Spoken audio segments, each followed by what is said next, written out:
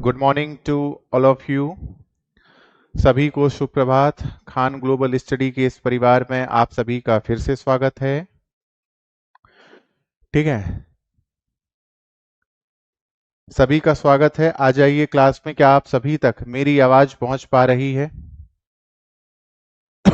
एक बार बता दीजिए कि क्या सभी लोग समय पर ट्रेन पर चढ़ चुके हैं? क्या सभी तक आवाज पहुंच रही है? आज हमारा जिला भ्रमण विजुअलाइजेशन की प्रोसेस के माध्यम से होना है और हम अपनी इस आईएमपी सीरीज में लगातार आगे बढ़ते जा रहे हैं बहुत ही शानदार तरीके से। हमारी यह जो आईएमपी सीरीज है, जो आपको इंटरव्यू, मुख्य परीक्षा और प्रारंभिक परीक्षा, साथ में आपका व्यक्तित्व निर्माण और अपने व्यक्तित्व को गहराई से समझ पाने की ये जो क्लास है, अपने राज्य को, अपने जिले को, अपनी मिट्टी को, अपनी इस मातृभूमि, कर्मभूमि, इन सब को, ठीक है, बिल्कुल। तो इन सब के लिए आपकी आईएमपी सीरीज, इंपॉर्टेंट सीरीज चल रही है और उसमें हम अपना पहला जिला कर रहे हैं, कटनी जिला। ठीक है। बहुत ही विस्तार से कर रहे हैं। नहीं, सीट सबको मिलेगी, पर्याप्त जगह है, एक्स्ट्रा कोचिस की व्यवस्था की जाएगी। एक चीज आज से, और ये मैं क्लास के पहले और बाद भी बोलूंगा, आप लोग जो पढ़ते हैं, समझते हैं, जो नई चीजें जानते हैं, आपको हर क्लास के बाद अपनी तरफ से जो 5 चीजें आपको नई समझ में आई और नई पता चली और उसको पढ़कर आपका मन प्रफुल्लित हो गया, आप आज से प्रतिदिन, जिन्होंने पिछली क्लासेस में भी नहीं किया हो, अपनी तरफ से आपको 5 वो चीजें बिना देखे आपको कमेंट सेक्शन में लिखना है कि आज मुझे 5 चीजों के बारे में ये जानकारी मिली, मुझे ये नई 5 जानकारी मिली। कम से कम 5 चीज लिखना अनिवार्य है। फिर हम उसमें देखेंगे कि कौन सबसे बेहतर और सबसे बेस्ट लिख पाता है। ये बात समझ में आई? हर क्लास के बाद आपको 5 चीजें लिखना अनिवार्य है। जिन लोगों ने शपथ ली है साथ में आगे बढ़ने की और गहराई से सिलेक्शन को लेने की, उथला ना पढ़ने की शपथ जिन्होंने ली है, वो आज से 5 चीजों को अनिवार्य रूप से लिखेंगे। क्या इतना हो पाएगा? उससे आपकी लेखन शैली भी बेहतर होगी। जो निष्कर्ष आप कक्षा का निकाल पाते हैं और जो सीख पाते हैं, उसको भी लिखने की कोशिश कीजिएगा, ताकि आपकी लेखन शैली, शब्दों में पकड़ और फैक्ट में पकड़, ये तीनों मजबूत हो। जितना लिखेंगे उतना बेहतर होगा आपके भी लिए। ये बात समझ में आई? तो कल हमने ठगी प्रथा देख ली थी। ठीक, क्लास पूरा होने के बाद यहां पर नहीं लिखना है, जब कक्षा आपकी समाप्त हो जाएगी उसके बाद आराम से लिखिएगा, है ना। चलिए, तो थोड़ा सा आज आपको जिला दर्शन में हम लेके चलते हैं। आज हमारी पर्यटन की यात्रा है। जितनी चीजें हमने 2 दिन में पढ़ी, आज हम एक एक चीजें देखेंगे। ठीक, तो आपने सबसे पहले पाषाण काल कटनी में पढ़ा था। उस पाषाण काल में आपको झिंझरी शैलाश्रय पढ़ाया गया था। क्या आप सभी इस फोटो को देख पा रहे हैं? ये किस जानवर का चिन्ह प्रतीत हो रहा है? ये झिंझरी शैलाश्रय से आपके प्रागैतिहासिक काल के मानवों के द्वारा बनाए गए चित्र हैं। अभी आगे और भी देखेंगे। क्या इसी तरह आपको बहुत ही ज्यादा संख्या में भीम बैठिका से भी चित्र मिलते हैं? क्या आपने भीम बैठिका भी पढ़ा है कि भीम बैठिका रायसेन जिले में स्थित एकमात्र ऐसी वर्ल्ड हेरिटेज साइट है जो किसी टाइगर रिजर्व के अंतर्गत आती है? क्या आपने भीम बैठिका को भी झिंझरी की तरह ही पढ़ा है कि यहाँ लाल और सफेद रंगों का प्रयोग होता था, हरा रंग सबसे प्राचीन रंग था? क्या आपने भीम बैठिका के बारे में पढ़ा है कि उसकी खोज विष्णुधर वाकणकर ने की थी, लेकिन सबसे पहले डब्ल्यू किनसेट साहब ने उसको देखा था? उसका दस्तावेजीकरण किसका? भीम बैठिका का। किसने किया था? वेरियर एल्विन साहब ने किया था। 1990 में भीम बैठिका को राष्ट्रीय महत्व का स्थल घोषित किया गया था। 2003 में उसको वर्ल्ड हेरिटेज साइट घोषित किया गया था। 29 प्रजातियों के भीम बैठिका से चित्र मिलते हैं। 16 रंगों का प्रयोग होता है। पिशाच की गुफा वहां पे है। हाइब्रिड आपको जीव जंतुओं के वहां चित्र मिलते हैं। ये सारी चीजें आपने भीम बेटिका में पढ़ी थी। 7 समूह में भीम बेटिका को बांटा गया है। 500 करीब शैलाश्रयों में वहां चित्र मिलते हैं। उसी तरह एक छोटे मोटे चित्र आपको झिंझरी से भी मिल जाते हैं। झिंझरी शैलाश्रय कहाँ पे है? आपका कटनी जिला में है। उसमें से एक चित्र ये है। तो हम अपने जिला दर्शन में पहला चित्र, ठीक है, किसका देखेंगे? ठीक, MP is uneducated state of India. राज्य मिलता है लोगों से मिलकर। अगर आप कह रहे हैं कि मध्य प्रदेश अनएजुकेटेड है, तो मध्य प्रदेश अनएजुकेटेड नहीं, आप अनएजुकेटेड है, आप अशिक्षित हैं, क्योंकि लोगों से मिलकर ही बनता है। और जिसकी जैसी दृष्टि उसके लिए वैसी सृष्टि। ठीक, सफेद सुंदर घोड़े मिलते हैं गुफा क्रमांक 9 से। 7 में मिलते हैं क्या? घुड़सवार। ये सब भीमबेटका से। उसी तरह इस तरह का एक चित्र आपको झिंझरी शैलाश्रय से मिलता है। किस तरह का चित्र है ये? किस कलर का प्रयोग किया गया है? 2 कलर दिख रहे हैं, एक सफेद, एक पीछे बैकग्राउंड में गुलाबी सा रंग, लाल ही रंग समझ लीजिए। ये बात समझ में आई? पहला चित्र समझ में आ गया आप लोगों को झिंझरी का। आगे कुछ और चित्र देखते हैं हम लोग। जैसे, क्या ये चित्रों की विजिबिलिटी आप लोगों को क्लियर है?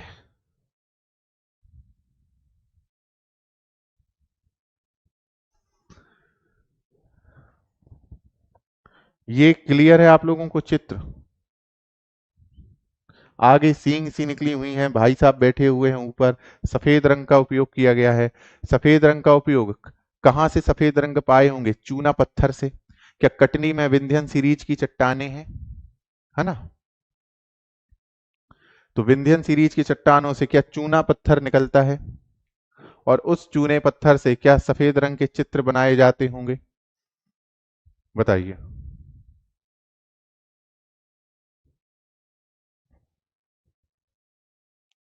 तो ये झिंझरी के शैलाश्रय के कुछ चित्र हैं। समझ में आ रहे हैं आप लोगों को? अब अब ठीक दिख रहे हैं, ऐसे ही ठीक दिखेंगे। ऐसे चित्र बने हुए हैं जिसे हम अभी केवल भीमबेटका, आदमगढ़ और पचमढ़ी, केवल 3 जगहों से ही बड़े चित्र ऐसे पाते हैं। ऐसे आपको पूरे एमपी में बहुत जगह मिल जाएंगे। इसके अलावा क्या ये चित्र आप लोग देख पा रहे हैं? ये आप लोगों को दिख रहा है क्या है? ये मध्य प्रदेश का सबसे ऊंचा फ्लाईओवर ब्रिज है। सबसे ऊंचा है, बहुत सकरा, लेकिन बहुत ऊंचा है। जब आप यहां जाते हैं, ये कटनी के बिल्कुल बीचों बीच शहर से निकाला गया है। ये जो आपको रेल लाइन दिख रही है, ये कटनी बीना रेल खंड है। और ये जो घुमावदार आपका ब्रिज बना हुआ है, ये एमपी का सबसे ऊंचा रेलवे ओवर ब्रिज है। ठीक, इसी के साथ एक चित्र इसका आप और देख सकते हैं, है बहुत सुंदर। कभी कटनी आइएगा तो इसका आनंद जरूर लीजिएगा।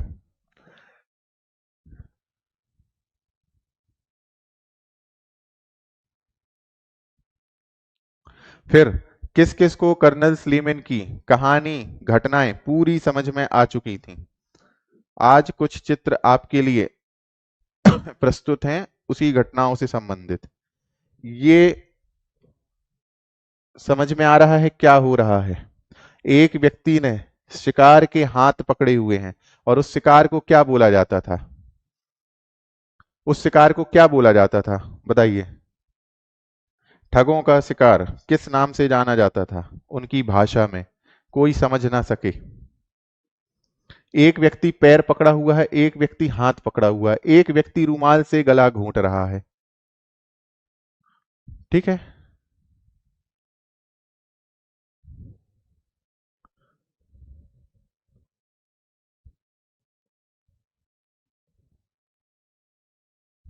इसके अलावा एक चित्र आप और यहां देखिएगा।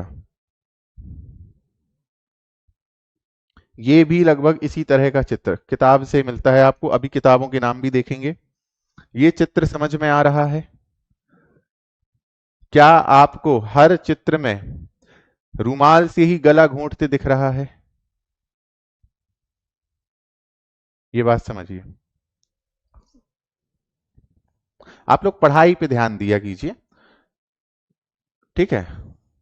दुनिया में इस तरह के लोग आपको सदैव मिलेंगे, घरों के आसपास, जिलों के आसपास, राज्यों के आसपास, देशों के आसपास, हर जगह है। ठीक है। दूसरों के कारण अपना नुकसान मत कीजिए। तो ये देखिए, रुमाल से ही गला घोंटा जा रहा है।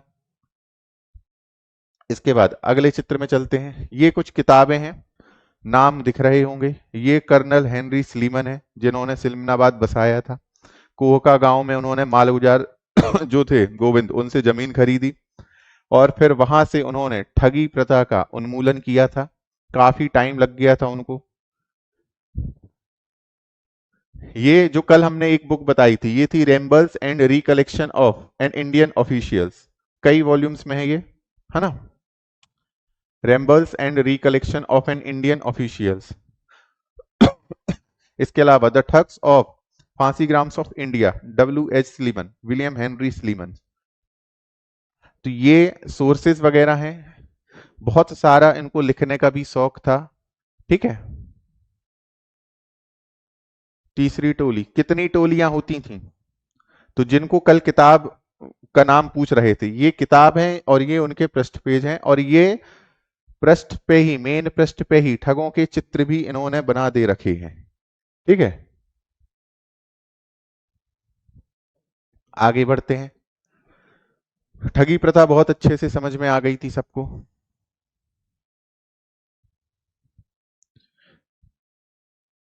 फिर यहां का चित्र थोड़ा सा विजिबल अच्छे से नहीं है, थोड़ी लाइट कम करेंगे तो शायद आप लोगों को दिख सके। क्या लिखा है यहां पे, पढ़िए, क्या ये दिख पा रहा है? सम्राट अशोक का शिलालेख, रूपनाथ। चार टोलियां होती थी, तीन नहीं। सभी टोलियों का काम बताइए। पहली टोली आवाज निकालती थी, दूसरी टोली क्या करती थी? ठीक है, दूसरी टोली क्या करती थी? जिसको दिक्कत है स्पीड कम या ज्यादा से, वो परेशान ना हो, वो बाद में देख ले अपने समय अनुसार। औसत बच्चों के हिसाब से ही समय और स्पीड रखी जाती है। तो ये है रूपनाथ का शिलालेख। ये बोर्ड ऐसा बाहर लगा हुआ है।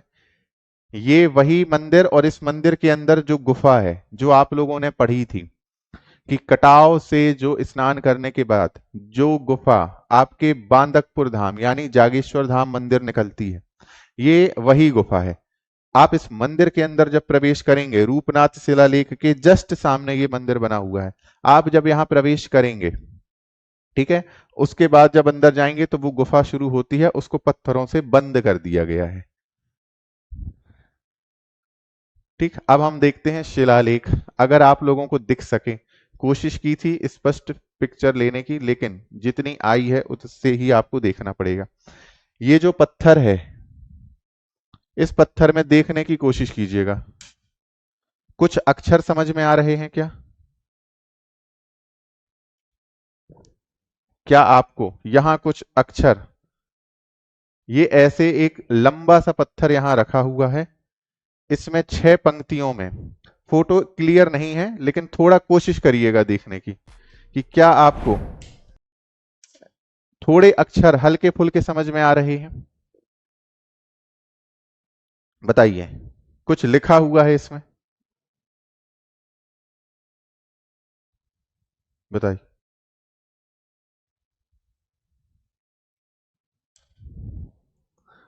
तो ये आपका सम्राट अशोक का रूपनाथ शिलालेख है। ठीक। फिर आपने अगली बार कोशिश की जाएगी कभी शिलालेख दिखाने की तो स्पष्ट तरीके से, हाँ समझ नहीं आ रहा क्योंकि पिक्चर की क्वालिटी उतनी बेहतर नहीं है। अगली बार कोशिश की जाएगी कि पूरी तरह से आपको वो दिखाने की, ताकि आप लोग उसको कोशिश करें पढ़ सकने की। ठीक। हाँ, लिखा दिख रहा है, समझ में कुछ नहीं आएगा। आगे, ये जो चित्र आपको दिख रहे हैं,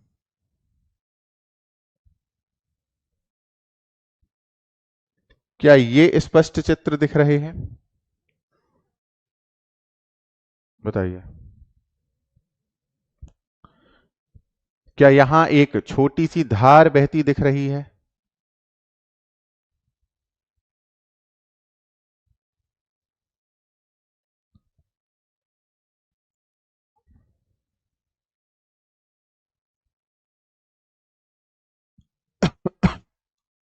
तो ये केन नदी के उद्गम का क्षेत्र है। एग्जैक्टली कोई नहीं बता पाता कि जो उद्गम का मुख्य बिंदु है वो कहां से है। ये बात समझ में आई।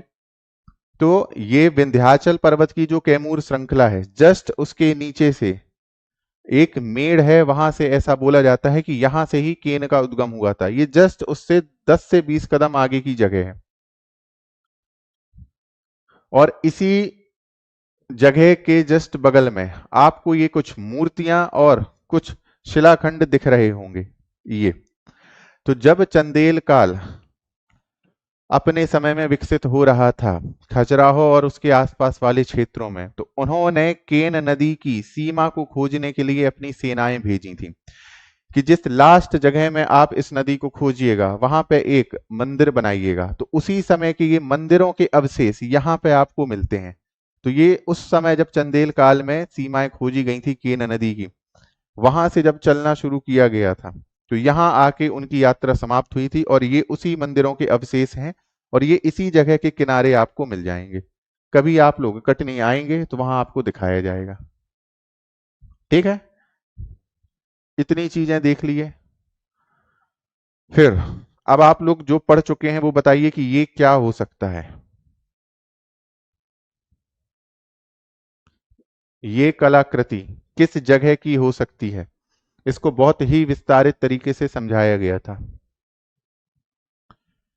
ये कलाकृति, ये चित्रकारी और ये आपकी मूर्ति कला का केंद्र कहाँ हो सकता है।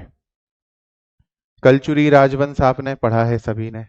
कलचुरी राजवंश में आपने मूर्ति कला का केंद्र पढ़ा था। कल आपने कारीतलाई अभिलेख भी पढ़ा है ना, वराह अवतार के पूजक थे कलचुरी, ऐसा भी पढ़ा है। तो कारी तलाई का क्षेत्र है, ये कारी तलाई स्थल है जहां से आपको इस तरह की कलाकृति मिलती है।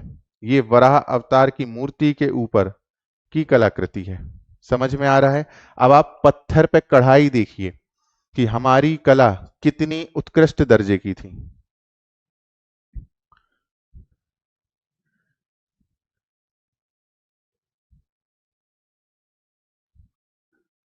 एक ही पत्थर से काटकर ये चित्र बनाए गए हैं। अब आप सोचिए कि क्या हम आज तकनीकी रूप से दक्ष थे कि उस समय हम तकनीकी रूप से दक्ष थे, ये बताइए।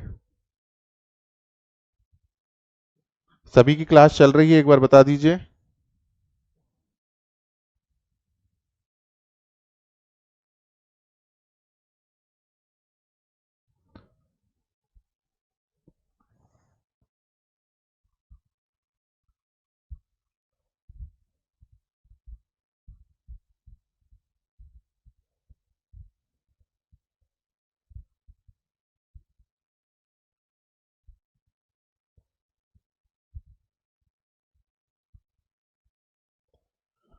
ये समझ में आया आपको।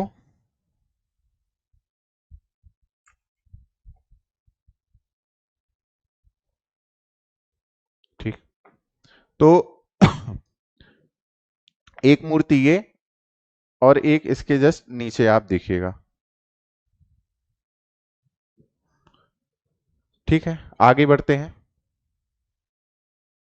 ये आप मूर्ति देखिएगा, जो हम पहला अपना मंदिर पढ़ते हैं, आरंभिक मंदिर जब बन रहे थे भारत में, उसमें एक तिगवा मंदिर था, गुप्त काल का मंदिर। उसमें जो कंकाली माता की प्रतिमा लगी है वो यही है।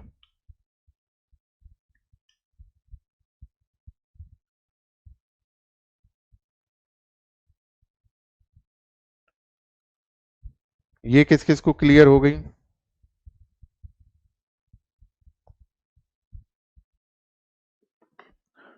ये मंदिर बहुत ज्यादा इंपॉर्टेंट है क्योंकि आरंभिक काल के मंदिर थे। इसके अलावा यहाँ आपको कुछ ऐसी मूर्तियां, ध्यान मुद्रा की मूर्तियां मिल जाती हैं। फिर यहाँ आपको ये मंदिर है पूरा। यहाँ के जो जोड़ हैं वो जोड़ नहीं है, केवल ये स्तंभ खड़े हुए हैं। अब आप तकनीकी दक्षता देखिए उस समय की कि आज भी ये मंदिर इतने पुराने होने के बावजूद, 1500 साल लगभग पुराने होने के बावजूद, इतनी बार इनमें हमला होने के बावजूद ये आपको यहाँ खड़े मिलते हैं। ये तिगवा के गुप्तकालीन मंदिर हैं। यहाँ पे हम आपको गुप्तकालीन लिपि भी दिखाने की कोशिश करते हैं। लिपि गायब हो गई, शायद वो आप लोगों से पढ़ना नहीं चाहती। ये लिखी है गुप्तकालीन लिपि। क्या आप लोगों को दिख रही है? कुछ कुछ दिख रहा है इसमें, इसको समझने की कोशिश कीजिए।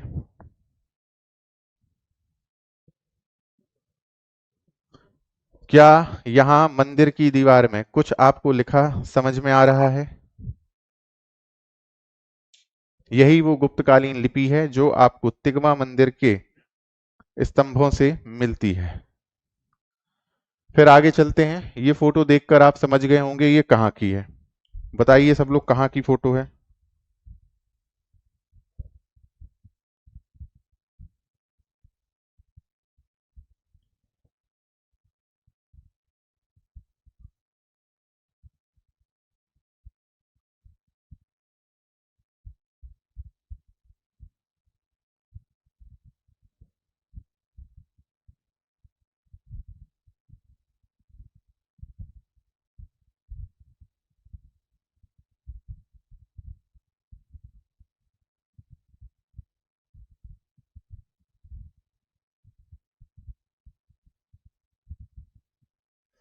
उस फोटो के बारे में ऐसा बोला जाता है, फोटो के बारे में थोड़ा बोला भी जाता है, वो बहुत पास से फोटो ली गई थी तभी दिखी थी।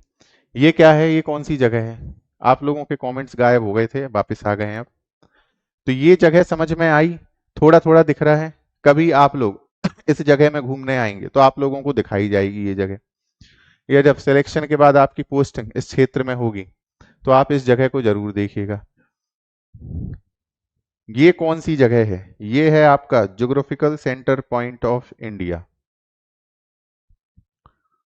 इस तरह से यहाँ एक स्तंभ बना हुआ है, ठीक। लिखा हुआ है यहाँ भारत यात्रा केंद्र मनोहर गांव दिख रहा है। भारत का भौगोलिक केंद्र बिंदु स्थापित 15/12/1987। और हमारे कौन से प्राइम मिनिस्टर यहाँ पर आए थे? कौन से प्राइम मिनिस्टर हमारे यहाँ पर आए थे? ये बताइए नाम उनका। और कर्क रेखा कितने जिलों से गुजरती है?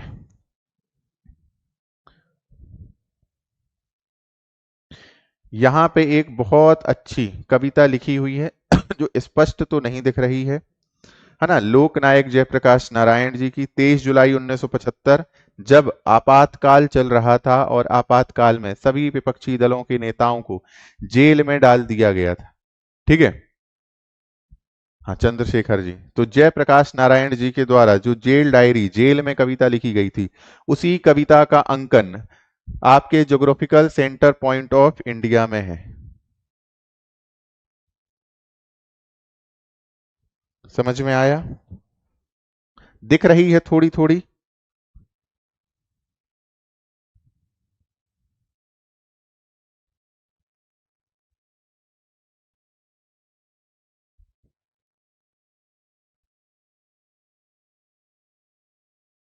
कोई पढ़ पा रहा है कि नहीं पढ़ पा रहा?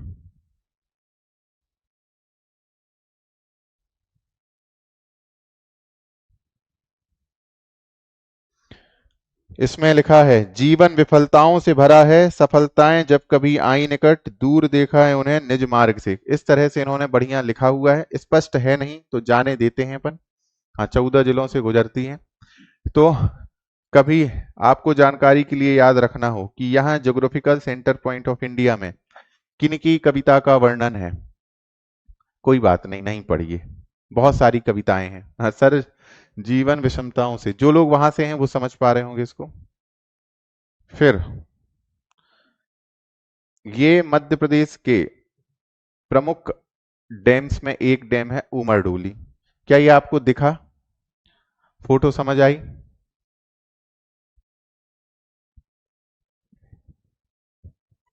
उसको लिखवा देंगे, कभी कभी तक काम आएगी आपके, पर चिंता मत कीजिए। या पीडीएफ से आपको दिख जाएगी, जब पीपीटी आप डाउनलोड करेंगे तो वहां आपको स्पष्ट दिख जाएगी। ये डैम दिख रहा है आपको, इसका नाम है उमर डोली। कौन सी डोली?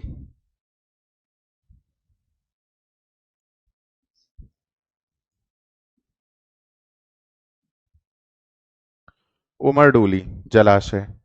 यहाँ इस दिशा, इस तरफ से इस तरफ जाना बड़ा एडवेंचरस वाला काम है, बहुत ही मजा आता है। उमरडोली जलाशय रीठी से लगभग 15 से 20 किलोमीटर की दूरी पे होगा। बहुत सुंदर लगता है ना। बरसात में ये कुछ इस तरह का दिखता है।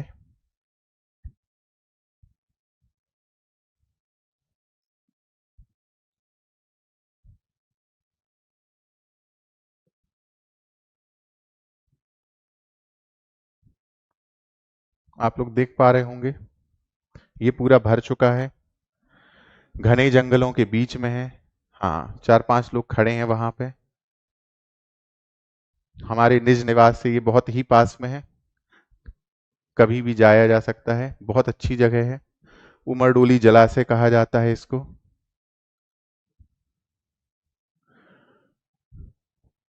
फिर ये चित्तौड़गढ़ शैली में बना विजयराघवगढ़ का किला है, जहां से 1857 की क्रांति की बिगुल किसने फूंकी थी? सरजू प्रसाद जी ने, है ना। मुकुंद सिंह इनके मित्र थे, जो पन्ना नरेश थे। अभी हम लिखवा देंगे, अभी तो केवल देखिए। ध्यान लिखने में है, देखने में नहीं है तो मजा नहीं आएगा। तो ये है विजयराघवगढ़ का किला, जो चित्तौड़गढ़ शैली से निर्मित है। यहीं पे 1857 की क्रांति हुई थी। सरजू प्रसाद फिर 1864 में उन्होंने कटार घोंपकर अपने आप को शहीद कर लिया था। ठीक, यही है विजयराघवगढ़ का किला। ये है आपका कटाव धाम। ये वही कटाव धाम है जिसके नाम पे एक किंवदंती है कि कटनी का नाम कटाव के नाम पे पड़ा, है ना। शिव जी यहीं से स्नान करके, जो रूपनाथ वाली जो मंदिर दिख रही है, गुफा है, वहां से कहाँ जाया करते थे? बांधव, सॉरी, आपका बांदकपुर जाया करते थे, जागेश्वर धाम।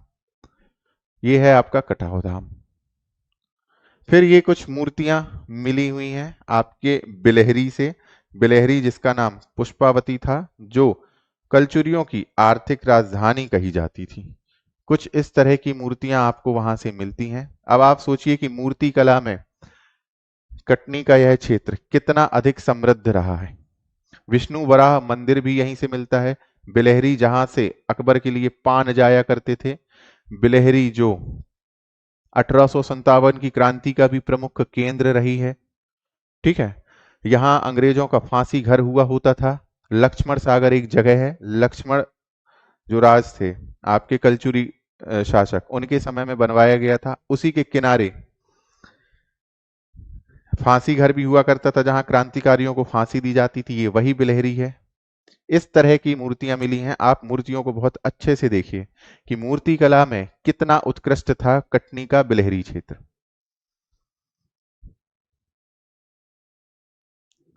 दिख रहा है, जो चीजें हमने 2 दिन में पढ़ी, आज उनको हम अपनी नजरों से देख पा रहे हैं।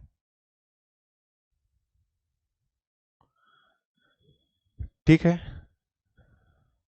हाँ, आईने अकबरी से पान वाली जानकारी मिलती है। ये आपका बिलहरी का मठ है, तापसी मठ। किला समझ लीजिए, बहुत अच्छी अच्छी चीज है। यहाँ आपको एक चक्की जैसी चीज भी मिलती है। ये सारी फोटोज हमने खींची थी, हम ही लेके आए हैं। घूमना फिरना होता रहता है क्षेत्र के आसपास। आप लोग भी अपने आसपास के क्षेत्रों को जानते रहिए। यहाँ पे एक जगह आपको इस तरह की ये कुछ दिख रही है, बताइए ये क्या हो सकता है? ये जो जगह आपको दिख रही है, ये इसी मठ के अंदर है। कौन कौन अपने आप को सही में घूम, मतलब महसूस कर पा रहा है कि वो सच में 2 दिन में जितना पढ़ा है वो सच में घूम रहा है? ये जगह क्या होता रहा होगा, खुद अनुमान लगाइए। चक्की जैसी संरचना लग रही है, बताइए क्या होगा, ये अनुमान लगाइए। तो ये कुछ कटनी के चित्र थे, ये हमने दिखाए। ये आपको खंडित कामकंदला का किला, माधवनाल और कामकंदला, नाम सुना है कामकंदला? खंडित कामकंदला के अवशेष मिलते हैं। ये चक्की जैसी आपको संरचना मिलती है। ठीक है, इसके अलावा ये वापस रिवर्स चलते हैं। ये अपना आपको बिलहरी का मठ मिलता है। ये बिलहरी से आपको मूर्तियां मिलती हैं, नक्काशियां देखिए आप। इसके अलावा ये कटाव धाम आपका, फिर ये विजराघोगढ़ का किला जहां से सरजू प्रसाद ने प्रतिनिधित्व किया था, फिर ये उमरडोली, ये फिर लोकनायक जयप्रकाश नारायण जी की कविता जो कि आपको करौंदी से मिलती है, मनोहर ग्राम से, है ना। ये भारत का केंद्र बिंदु, वहां पे ये स्मारक बना हुआ है। फिर ये गुप्त काल की लिपि कहाँ लिखी मिलती है आपको, तिगवा में मिलती है। ठीक है, तिगवा और रूपनाथ के जस्ट बगल से आपका कौन सा ट्रेड रूट जाता था, कोसाम्बी से भड़ौच तक का। फिर ये आपको तिगवा में इस तरह की मूर्तियां भी मिलती हैं। ये कंकाली माता का मंदिर है, ये मूर्ति आपको अंदर से मिलती है, लोग काफी डरते भी हैं यहां जाने में। ये आपको विष्णु वरा, वहां सॉरी काली तलाई में ये मूर्ति मिलती है आपको,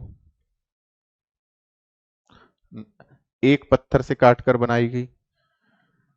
फिर ये केन नदी के उद्गम में आपको इस तरह के खंडित भग्नावशेष मिलते हैं, किसके, चंदेल काल के।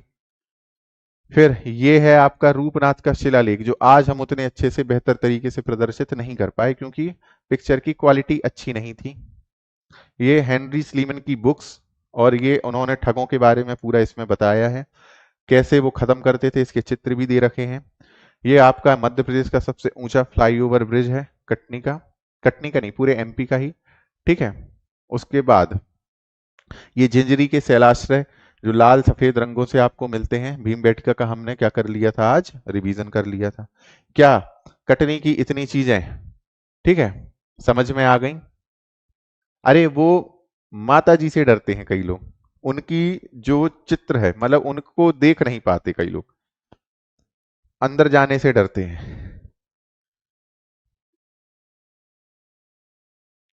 होते होंगे कई लोग जिनके मन में कुछ ना कुछ पाप चलता रहता होगा, तो थोड़ा सा डरते हैं। जगह बहुत अच्छी है, सारी जगह घूमने लायक है। तो ये अपन ने जितनी चीजें पढ़ी थी वो हो गई। अब एक बार बताइए, आपके मध्य प्रदेश में कितने कृषि जलवायु क्षेत्र हैं, फिर हम लोग कुछ कुछ चीजें और लिख लेंगे। अब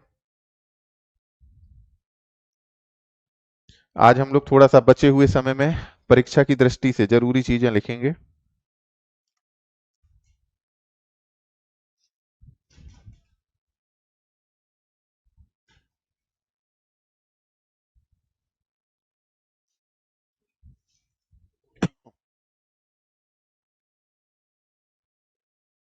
सबसे पहले आप हेडिंग डालेंगे केन नदी। केन नदी आपने देख लिया कहां से निकलती है, विंध्याचल की कैमूर पर्वत श्रृंखला है, उसी के जस्ट नीचे से। डैम और कटाव धाम अच्छा लगा, बाकी कुछ अच्छा नहीं लगा, है ना। केन नदी के बारे में थोड़ा सा लिख लेते हैं। ठीक है, उद्गम आपका दो जगह आपको मिलता है किताबों में, एक मिलता है अहिरगवा, एक गांव है, छोटा सा गांव है बिल्कुल विंध्याचल की तराई में, और एक गांव है ममार, कई जगह मुमार लिखा रहता है। इन्हीं दोनों के गांवों के बीच से ये नदी निकलती है। ठीक, और ये दोनों ही कटनी में है, और कटनी के रीठी तहसील में है। पर्वत श्रृंखला कौन सी है, विंध्याचल की कैमूर।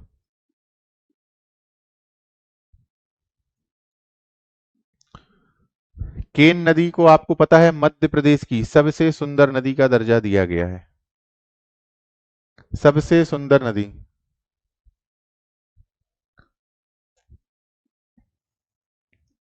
सबसे सुंदर नदी का दर्जा।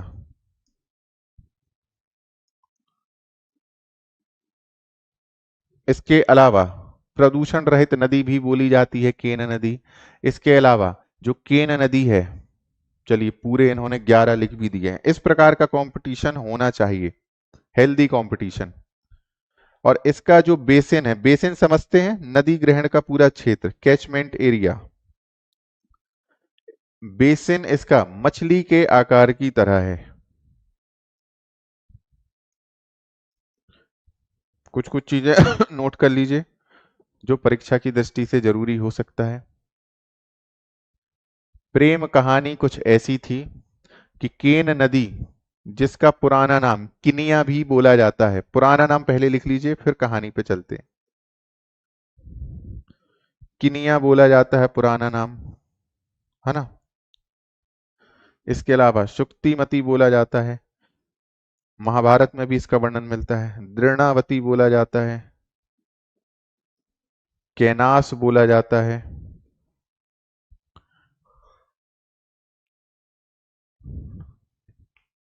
ठीक है। सुक्तिमती, दृढ़ावती दो हो गए, कर्णावती, ये सब इसके प्राचीन नाम हैं। इसके अलावा एक नाम और लिखिए जो आपको नया हो सकता है, श्रवेणी। तो ऐसी किंवदंती आसपास के गांव में जब आप जाएंगे, वहां लोगों से बात करेंगे इस नदी के बारे में, तो वो आपको जानकारी देते हैं कि यहाँ एक, मतलब जो प्रेमी युगल था, है ना, अटखेलियां करने आता था, जिसमें से लड़की का नाम किनिया था, किसी ने उसके प्रेमी को एक बार मारकर दफना दिया था एक मेड़ में। ऐसी किंवदंतियां हैं, कहानियां हैं क्षेत्रीय स्तर पर, जो आपको हर जगह लोक स्तर पर मिल जाएंगी। जब काफी समय इंतजार करने के बावजूद उसका प्रेमी उससे मिलने नहीं आया, तो वो विलाप करने लगी। बाद में जब उसको पता चलता है कि उसको मार दिया गया है, दफना दिया गया है, जब उसको पता चला, तो शायद उसके भी, मतलब कहानी एग्जैक्टली मुझे नहीं पता, ये आसपास के लोग बताते हैं, आधी अधूरी जितनी मुझे पता है, कहानी ही है, कहानी की तरह ही इसको लीजिएगा। कोई इसके न प्रमाण मिलते हैं, न सत्य घटना पे ये आधारित है, ठीक है। ऐसा मुझे लगता है, गलत भी हो सकता हूं मैं, लेकिन वैज्ञानिक चिंतन इसको नकारता है। तो उसके भी फिर प्राण निकल जाते हैं, और जहां निकलते हैं तो उसी जगह से वो नदी की धारा फूटती है, वही आगे चल के फिर केन नदी कहला जाती है। ये कुछ छोटी सी कहानी चलती है। केन नदी के बारे में इतना लिख लीजिए। सबसे इंपॉर्टेंट चीज, एक चीज लिखिएगा इसमें, इसमें एक विशेष पत्थर पाया जाता है जिसको शजर पत्थर कहते हैं। और ये सजर पत्थर का गुण क्या होता है, विशेष गुण, ये पत्थर आपको केन नदी, मतलब अजयगढ़ से लेके बांदा के बीच मिल जाएगा। बिल्कुल जैसे नर्मदा जी की कहानी है ना, जोहिला और सोनभद्र को लेके, उसी तरह कुछ कुछ भारत में हमारी कहानियां, किंवदंतियां चलती रहती हैं। इसमें एक सजर पत्थर है, और इस पत्थर को जब आप तराशते हो नदी से लेके, तो उसमें आपको अलग अलग जानवरों के चित्र, झाड़ियों के चित्र, इसका हम फोटो देना भूल गए, नहीं तो आपको फोटो भी दिखाते सजर पत्थर का। आज आप लोग सर्च कीजिएगा, सजर पत्थर केन नदी अजयगढ़ से बांदा के बीच। काफी संख्या में यहाँ, है ना, बड़े बड़े शहरों से, मुंबई वगैरह से व्यापारी आते हैं, ईरान तरफ इसका बहुत निर्यात होता है, इस पत्थरों की बहुत डिमांड है, बहुत काला बाजारी होती है इस पत्थर की। इस पत्थर में नदी के आसपास जो भी झाड़ियां हैं, जीव जंतु हैं, उनकी आकृतियां उभरी हुई होती हैं जब इस पत्थर को तराशा जाता है। पत्थर में चित्रकारी मिलती है आपको नेचुरली तरीके से, देखिएगा बहुत शानदार पत्थर है, इसको सजर पत्थर बोला जाता है। समझ में आई चीज?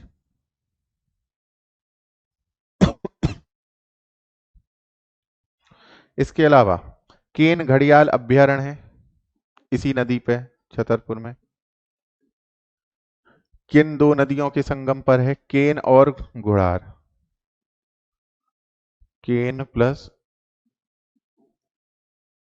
घुड़ार नदी, ये नोट कर लीजिएगा। केन नदी में इट्स ला, घुड़ाल।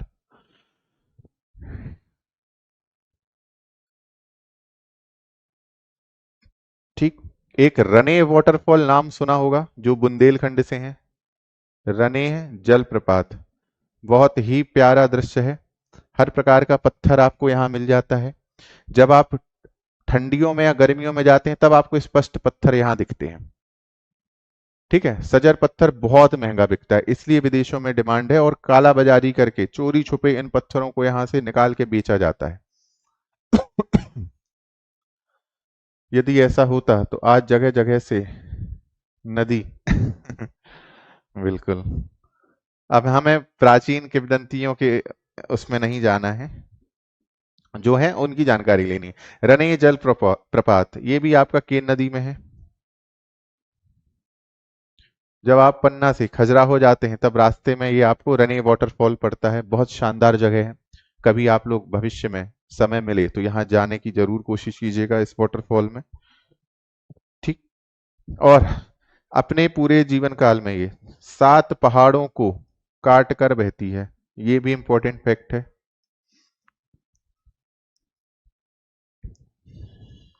काट कर बहती है, ये कटकेन नदी के बारे में इतनी जानकारियां हैं। ठीक है। फिर इसकी सहायक नदी लिख लीजिएगा। इसकी सहायक नदी है सोनार। अब जल्दी से बताइए, सोनार घाटी में किसने खोज की थी? आपको प्रागैतिहासिक काल में बताया गया था। सोनार, मिढ़ासन, ये आपके ज्योग्राफी वाले टॉपिक में काम आएगा। स्टोन देखा सबने? दिखी उसमें पिक्चर्स वगैरह? इसके पश्चात कोपरा, व्यारमा, उर्मिल,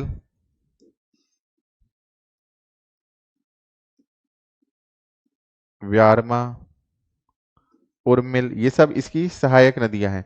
कोपरा, व्यारमा, सोनार घाटी आपने निम्न पुरापाषाण कालीन स्थल में पढ़ा है। किसने खोज की थी बताइए? और लिखना श्यामरी, ये सब इसकी सहायक नदियां हैं।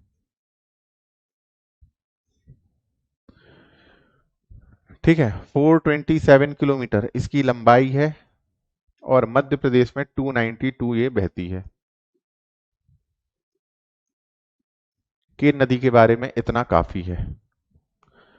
ये आपका अपवाह तंत्र में ज्योग्राफी वाला एक टॉपिक है जिसमें केन नदी आपको पढ़ना होता है। नहीं, G R Sharma, Nisar Ahmad, Martin Clarke, वो तो आपके सोन घाटी के हैं। ये सोनार पूछा है जो बुंदेलखंड में बहती हैं। इतनी चीजें नोट हो गई।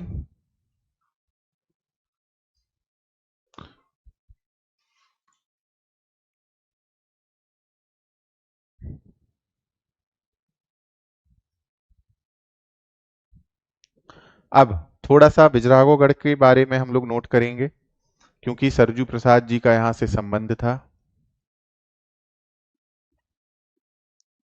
विजयराघवगढ़ लिखिएगा।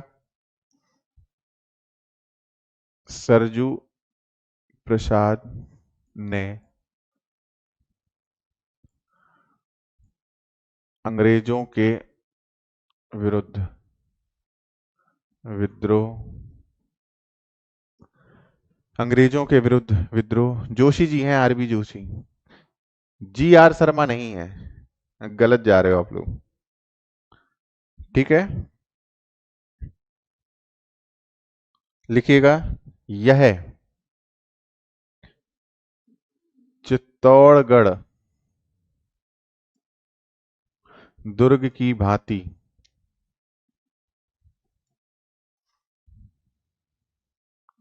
तिलस्मी शैली में बना है। आज पढ़ के आइएगा तिलस्मी शैली क्या होती है।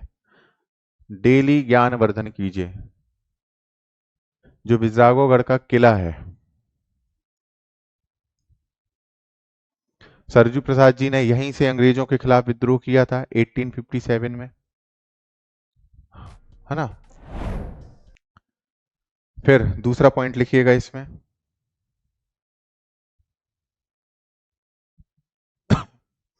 इसमें एक और लिख लीजिएगा। 1826 में जो मैहर के राजा थे, मैहर के राजा के पुत्र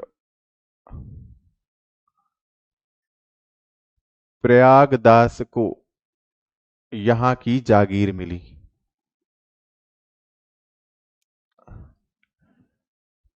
और प्रयागदास के ही पुत्र कौन थे? प्रयागदास जी के पुत्र थे सरजू प्रसाद जी। फिर आगे सरजू प्रसाद जी गद्दी पे बैठते हैं। 1840 में उनका बर्थ होता है। 1857 17 साल की उम्र में लड़ाई करते हैं। नहीं, आप लोग उसको पढ़ के आइएगा, अपने मन से नहीं बताना है जादू। बहुत अच्छी अच्छी जानकारी मिलेंगी। ठीक है, 3 पॉइंट हो गए विजयराघवगढ़ किले के। किस शैली में बना है, किसने यहां से प्रतिनिधित्व किया था। एक सबसे इंपॉर्टेंट चीज जो पूछा जा सकता है, सरजू प्रसाद जी के सेनापति का क्या नाम था।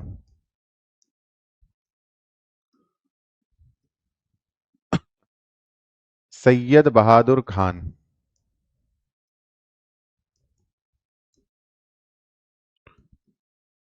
और जब इनका निधन हुआ था 1857 के रिवोल्ट में, उसी के बाद अंग्रेज 50 क्रांतिकारियों को पकड़कर सिलिमनाबाद लेकर जाते हैं और वहां चिलचिलाती धूप में, ठीक है, 50 गड्ढे गाड़ के उनको गर्दन तक रखकर उनके ऊपर दही चावल डालते हैं और दिन भर गिद्ध उनके सिर को, मतलब वो व्यक्ति जिंदा थे क्रांतिकारी।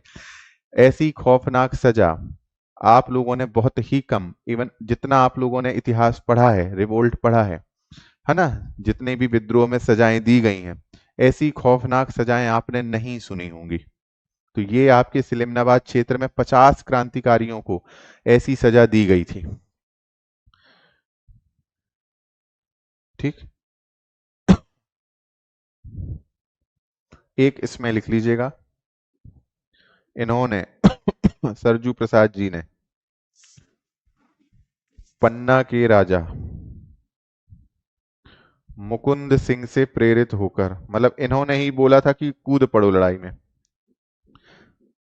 मात्र 17 साल की उम्र थी, प्रेरित होकर क्रांति की थी। तो सेनापति जी का नाम याद रखिएगा। क्या नहीं सुने? हाँ, रंग महल भी है, बिल्कुल। रंग महल तो है लेकिन धैर्य नहीं है बच्चों में। फिर लिखेगा 1864 में सरजू प्रसाद शहीद हो जाते हैं, खुद कटार घोंप लेते हैं क्योंकि काला पानी की सजा हो जाती है। लिख लेना, यहां रंग महल भी स्थित है।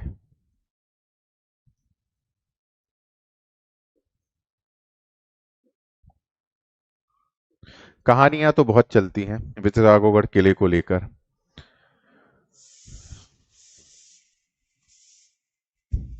है ना। आप विजयराघवगढ़ से हैं तो आपने फिर सुना होगा प्रयागदास जी के 4 पुत्रियों के बारे में और द्वितीय पुत्री के बारे में, कि जब वो कम उम्र में विधवा हो जाती हैं, उनको शिक्षा ग्रहण करवानी होती है, तो पास के ही एक संत होते हैं, उनके एक स्टूडेंट होते हैं, उनसे शिक्षा ग्रहण करवाई जाती है। कुछ लोगों को विजयराघवगढ़ किले में ये बात रास नहीं आती है, तो वो राजा प्रयागदास का क्या कर देते हैं, क्या कर देते हैं, मन में जहर भर देते हैं। विजयराघवगढ़ की अभिशप्त होली सुनी है कि नहीं सुनी? बहुत चर्चित है। उस विजयराघवगढ़ की अभिशप्त होली ने इस विजयराघवगढ़ रियासत का पतन कर दिया था। ठीक है, थोड़ा सा और लिखते हैं, पढ़ी हुई चीज है। अच्छा, ठगी प्रथा तो आप लोगों ने लिख ली थी, उसको लिखवाने लिखवाने की जरूरत है नहीं। अब थोड़ा सा करौंदी के बारे में लिख लीजिएगा, जो आपका सेंटर पॉइंट ऑफ इंडिया है।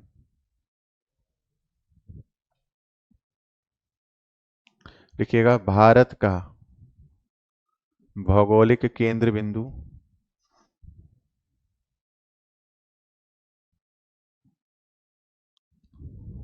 पहला पॉइंट।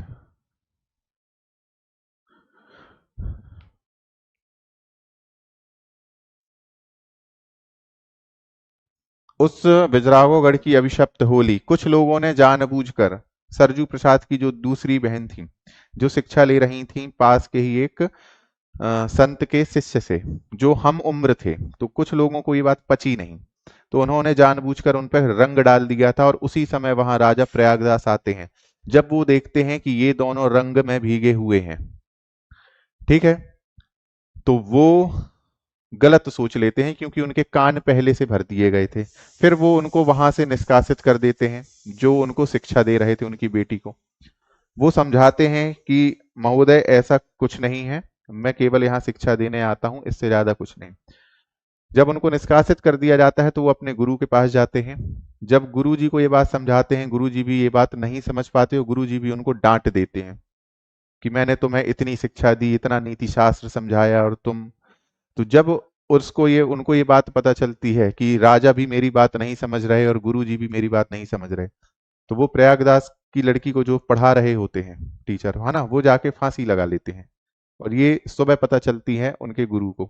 फिर जब गुरु जी को समझ में आता है कि मैंने भी गलती कर दी और राजा प्रयागदास जी ने भी गलती की है, तब वो आते हैं प्रयागदास के यहाँ और उनको श्राप देते हैं। जो कहानियां चलती हैं हमारे यहाँ कि है ना, बहुत जल्दी विनाश हो जाएगा, शायद 2 या 3 दशक में आपके पूरे रियासत का विनाश हो जाएगा, इस तरह की कहानी। और उसके बाद होता भी वही है। बाद में उनकी मूर्ति वगैरह किले में बनाई जाती है, पूजा पाठ की जाती है, धीरे धीरे चीजें ठीक होती हैं, लेकिन अंततः अंग्रेजों के बाद, मतलब 1857 के रिवोल्ट के बाद विजयराघवगढ़ रियासत का पतन हो जाता है। तो विजयराघवगढ़ वाले भाई साहब, ये जानकारी आपको थी? ऐसे ही बढ़िया पढ़ते रहिए। करौंदी भारत का भौगोलिक केंद्र बिंदु। फिर लिखेगा कर्क रेखा यहां से गुजरती है, इसी के साथ 14 जिलों से और गुजरती है। मतलब अगर आपको कर्क रेखा, चूंकि काल्पनिक रेखा है लेकिन फिर भी फील करना है, तो आप इस जगह पे जा सकते हैं। इस स्थान को ब्रह्म स्थान बोला जाता है।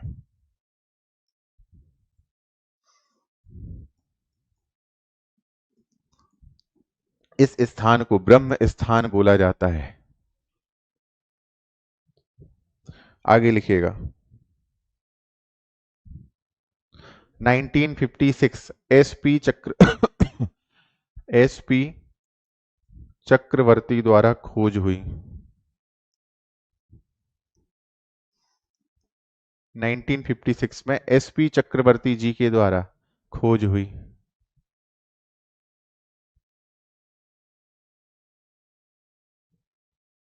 फिर लिखिएगा 1987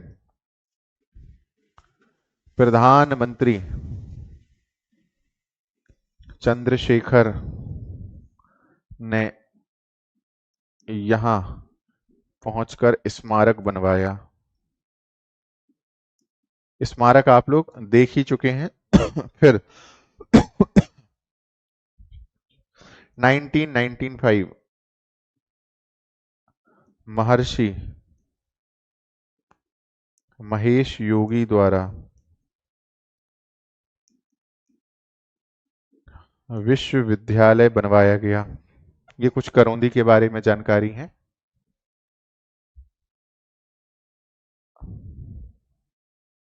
इसके अलावा इसको टूरिस्ट मेगा सर्किट में शामिल किया गया है। टूरिस्ट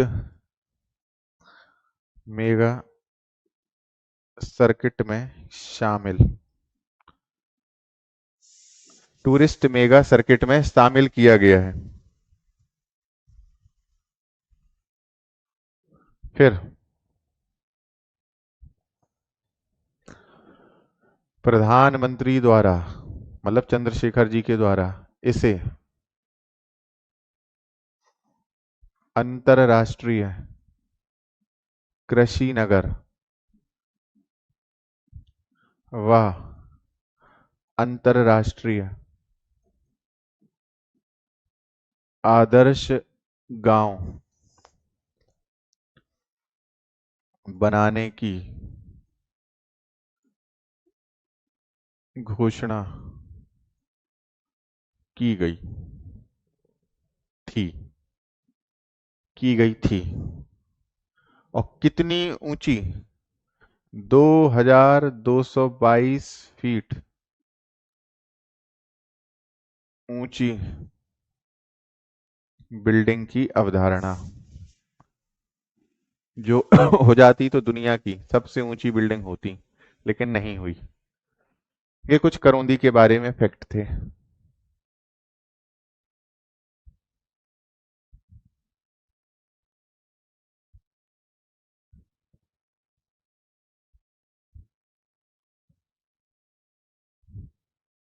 आगे लिखिएगा रूपनाथ शिलालेख। इस समय आपका हिस्ट्री का टॉपिक शिलालेख ही चल रहा है। आज हमको पूरा शिलालेख याद रखने हैं, आपके मध्य प्रदेश के। रूपनाथ शिलालेख के बारे में थोड़ा सा लिखिए। इसमें लिखिएगा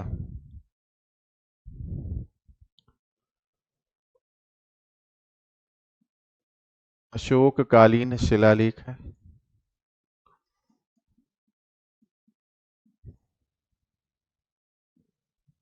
ठीक है, पाली भाषा व ब्राह्मी लिपि में लिखा हुआ है। किस मार्ग पर पड़ता है आपको?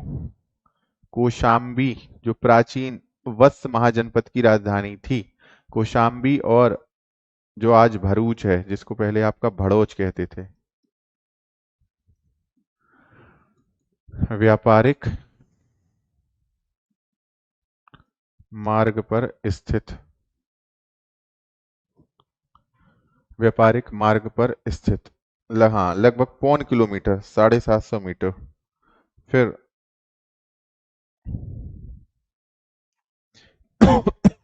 यहां से आपको किस चीज की जानकारी मिलती है?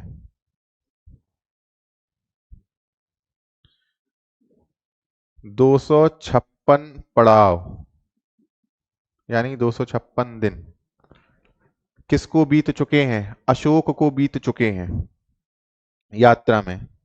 256 पड़ाव निवास यात्रा में मुझे बीत चुके हैं, ऐसा अशोक इसमें लिखते हैं। अशोक की आदत थी स्वयं प्रश्न पूछ के स्वयं उत्तर देने की। क्या वो धम्म के बारे में भी यही कहते थे? खुद क्वेश्चन करते थे धम्म क्या है, फिर अपने अगले अभिलेख में स्वयं जवाब देते थे कि धम्म क्या है। खुद क्वेश्चन करते होंगे कि कितने दिन से मैं चल रहा हूं, या फिर कितने दिन से मैं अपने राज्य से बाहर हूं। तो आपको इसके बारे में, मतलब 256 दिनों से ये बाहर हैं, ये जानकारी रूपनाथ शिलालेख में मिलती है। ठीक है, 6 पंक्तियों का यह शिलालेख है।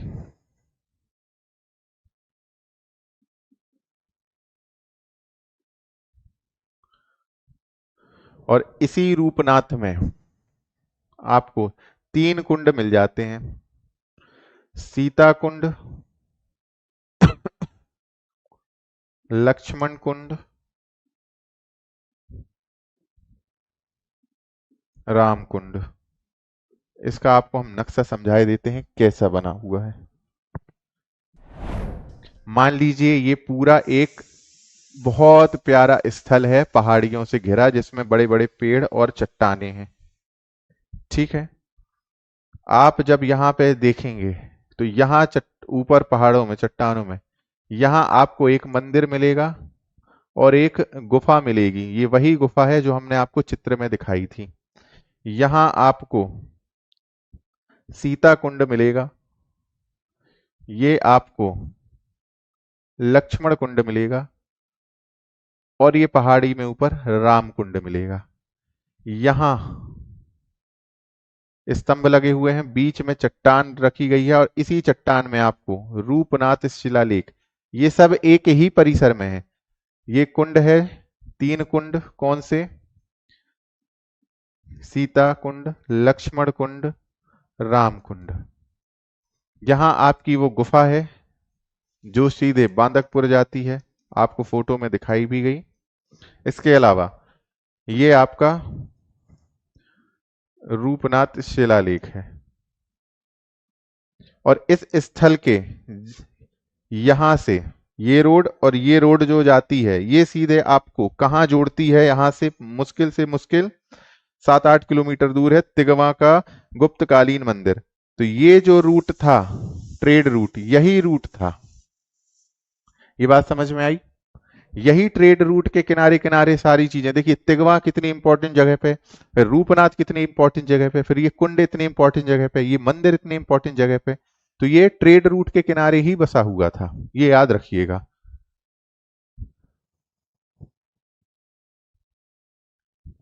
ठीक है, एक पॉइंट और इसमें लिख लीजिएगा कि यहां पंचलिंगी शिव प्रतिमा है। 5 लिंग की शिव प्रतिमा, इसे ही रूपनाथ कहते हैं, इसके नाम पे ही ये नाम चलता है।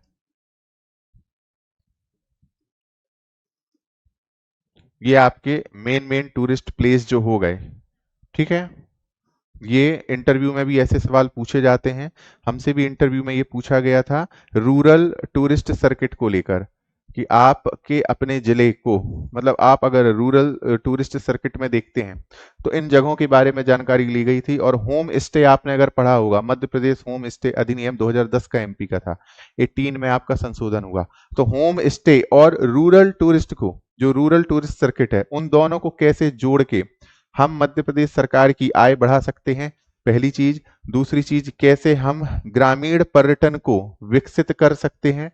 तो जिन लोगों की हॉबी टूरिज्म को लेके रहती है ना, हॉबी मेरी टूरिज्म को लेके थी कि यात्रा करना, भ्रमण करना, इनको लेके, तो उस संबंध में पर्यटन से क्वेश्चन आपसे पूछे जाते हैं। इसलिए आपको अपने जिले के पर्यटन स्थलों के बारे में जानकारी होनी चाहिए। कैसे आप उसको मध्य प्रदेश शासन के साथ जोड़कर बता सकते हैं, कैसे सरकार की योजनाओं के साथ जोड़ सकते हैं, कैसे टूरिस्ट सर्किटों का डेवलपमेंट कर सकते हैं कि जो नए टूरिस्ट आते हैं उनको वो सभी जगह कि वो कटनी से एंटर करें तो बिलहरी होते हुए, तिगवा होते हुए, रूपनाथ होते हुए, केन नदी का उद्गम देखते हुए वापस कटनी जा सकें। इस तरह का आपसे क्वेश्चन भी इंटरव्यू में पूछे जाते हैं। ये बात समझ में आई? तो जिनकी हॉबी आगे चल के टूरिज्म वगैरह रहेगी, ट्रैवलिंग वगैरह रहेगी, उनसे ऐसे क्वेश्चन पूछ लिए जाते हैं अक्सर। क्या ये बात क्लियर हो गई? और इतना लिख गया आपका? एक चीज और लिख लेते हैं, उसके बाद क्लास को बंद करेंगे।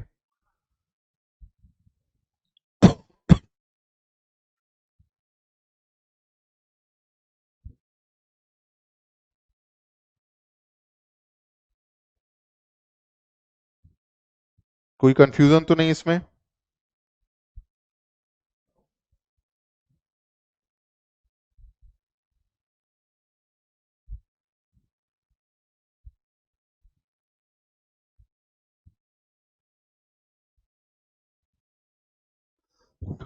है ना? तो जिनकी हॉबी, याद रखिएगा, पर्यटन से रिलेटेड होगी, वो अपने जिले को बहुत अच्छे से तैयार करेंगे। पर्यटन क्षेत्र, एक एक चीज आपको पता होनी चाहिए। कैसे आप ग्रामीण सर्किटों का, टूरिस्ट सर्किट का विकास कर सकते हैं और जनता को सुविधा दे सकते हैं। क्या आप प्लान बनाएंगे अपने क्षेत्र के पर्यटन को बढ़ावा देने के लिए, और कौन कौन से क्षेत्र शामिल हो सकते हैं, ये सारी चीजें आपको पता होनी चाहिए। ठीक, अभी बहुत कुछ लिखना बाकी है। नाम आपका हो गया था, टूरिस्ट प्लेस थोड़े थोड़े हो गए हैं, कुछ इतिहास की चीजें हैं, और कुछ आपका कटनी को लेके कि कटनी राष्ट्रीय स्तर पर कितना फेमस है, अंतरराष्ट्रीय स्तर पर क्या है। ठीक है, जैसे हमारे यहाँ से रेड ऑक्साइड सबसे ज्यादा निकाला जाता था। बॉक्साइट की सबसे पहला उत्खनन ये भी पूछा जा सकता है 1908 में कहाँ से हुआ था, कटनी से हुआ था। रेड ऑक्साइड 1860 के समय से सबसे ज्यादा कटनी से बनता था, जिसको जहाजों को पेंट करने में जो काम आता था, मध्य भारत की बारडोली से कहा ही जाता है। इसके अलावा कुछ मिसलेनियस फैक्ट्स और देख लेंगे, जैसे सबसे ज्यादा आय देने वाला जंक्शन है ना, सेकेंड नंबर का ये सबसे बड़ा यार्ड है, सबसे बड़ा आपका दीनदयाल उपाध्याय जंक्शन, जिसको पहले मुगल सराय कहते थे। सेकंड नंबर पे आपका कटनी है। तो ये सारी चीजें हम कल फैक्ट फैक्ट वाली नोट चीजें करेंगे, और उसके बाद हम लोग जबलपुर जिले की शुरुआत करेंगे। तो आज की क्लास समझ में आई? चित्र देखे हमने, इसके अलावा थोड़ी सी चीजें नोट की। ठीक, जो 2 दिन से समझ रहे थे, चीजें अब दिमाग में बहुत अच्छे से बैठ गई होंगी, कुछ नई जानकारियां भी मिली। तो ऐसे ही बढ़िया ज्ञानवर्धन करते रहिए, परीक्षा की चीजें भी जानते रहिए, है ना, विजुलाइज भी चीजें करते रहिए। कटनी के बाद नंबर आएगा जबलपुर का, कटनी को कल फिनिश कर लेंगे, और उसके बाद फिर हम लोग कटनी से 90 किलोमीटर आगे जबलपुर की ओर बढ़ जाएंगे। अभी 2-3 बुक कुछ आपको स्लोगन्स और वो लिखवाने बाकी हैं, ताकि उनका यूज आप कहाँ कर सको, उनका यूज आप अपने मुख्य परीक्षा में भी या कभी इंटरव्यू में इस तरह की चीजें कर सको अपने क्षेत्र के बारे में। क्यों नहीं बन पाया, उसका एक सबसे बड़ा कारण था कि 1980, देखिए 1984 के बाद से भारत में राजनीतिक अस्थिरता का दौर बहुत तेजी से शुरू हो गया था। जैसे मध्य प्रदेश में 1967 से 1972 तक 5 साल में 5 मुख्यमंत्री बने थे, उसी तरह 87, 88, 89, 90, 91, 92, 93 का जो दौर था भारत का, वो प्रधानमंत्रियों के बदलने का काल था, वो राजनीतिक अस्थिरता का काल था। आप भारत के राजनीति को 1987 से 92-93 तक देखने की कोशिश कीजिएगा उस नजर से कि उस समय किसी भी प्रकार की राजनीतिक स्थिरता नहीं थी। भारत बहुत सारी समस्याओं से घिरा हुआ था। 87 में आपने पढ़ा था, हमने आपको कश्मीरी चरमपंथियों का भी सिखाया था, बताया था उसमें कैसे मुस्लिम यूनाइटेड फ्रंट सशस्त्र विद्रोह करता है, कैसे वो फ्रंट पे उतरता है ना। 88 89 से ही समस्या होना भी फिर शुरू हो गई थी, सरकारें बदल रही थी, गठबंधन बन रहे थे, टूट रहे थे। 64 सांसदों के साथ वाला व्यक्ति कैसे प्रधानमंत्री, ये चंद्रशेखर जी वही व्यक्ति थे, 64 व्यक्तियों के साथ ये पीएम बन जाते हैं, है ना। बहुत खींचतान चल रही थी, ऐसे में बिल्कुल पॉसिबल नहीं था कि एक स्थिर दिमाग के साथ, स्थिर सरकार के साथ कोई निर्णय लिया जा सके। ठीक है, सब एक दूसरे को समर्थन दिए पड़े थे, समाजवादी, जनता दल, कांग्रेस, सब आपस में लड़ाई झगड़ा, सबको कुर्सी की खींचतान थी। फिर 91 में आपको पता है इकोनॉमिक संकट, मतलब 87 से लेके 92 का दौर भारत के लिए बहुत भारी दौर था। और उसी चक्कर में ये जो परियोजना है ये नष्ट हो गई, ये सबसे बड़ा रीजन रहा। ठीक है, अभी हाँ हाँ जो चीजें बची हैं वो कल लिखेंगे, चिंता मत कीजिए। वो जो आपकी 2222 फीट की इमारत थी वो 124 मंजिला की स्वीकृत हुई थी। हॉलैंड से जो अधिक आपके इंजीनियर्स आए थे फाइनल करने, कहाँ पे हमने लिखा है उसको, ये 124 मंजिला इमारत बननी थी, सोच के देखिए आप, 124 मंजिल, है ना। 2002 में इसकी आधारशिला भी पूरी तरह से रखी जा चुकी थी, पर आगे बात ही नहीं बढ़ी, सरकार ने प्रोजेक्ट से हाथ पीछे खींच लिया। बाकी चीजें कल जानेंगे, कल समझेंगे, होपफुली सब समझ में आ गया होगा।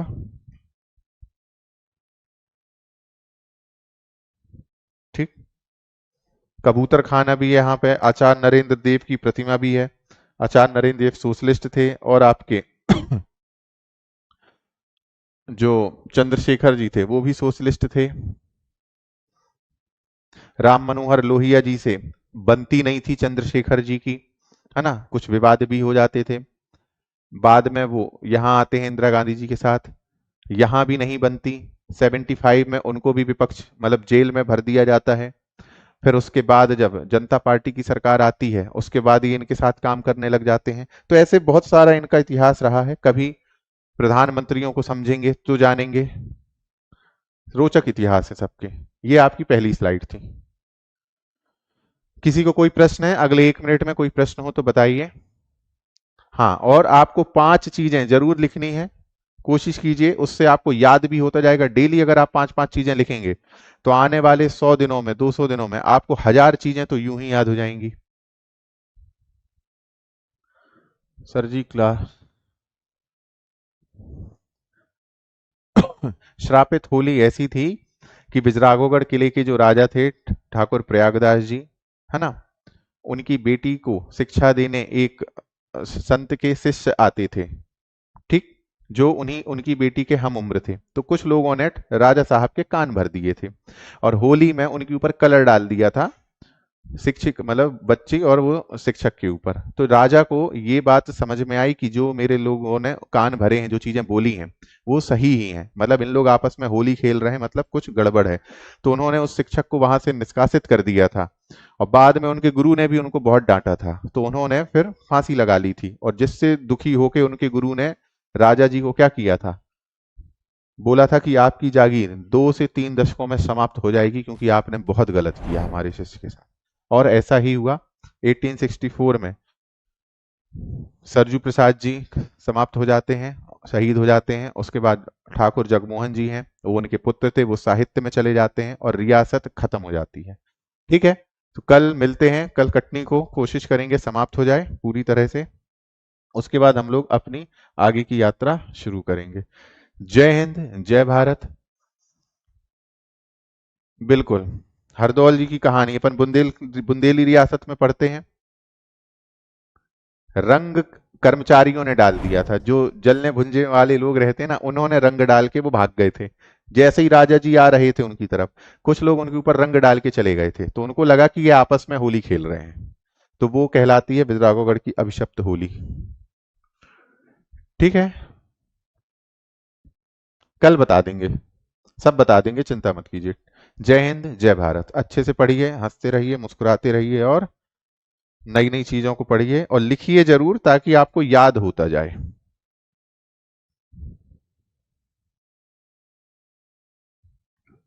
जो चीजें नहीं लिखवाई गई हैं वो कल लिखी जाएंगी। समय कम रहता है आपके पास, एक ही घंटे होते हैं, है ना, इसलिए कल उसको लिखवा दिया जाएगा, बिल्कुल परेशान नहीं होइए।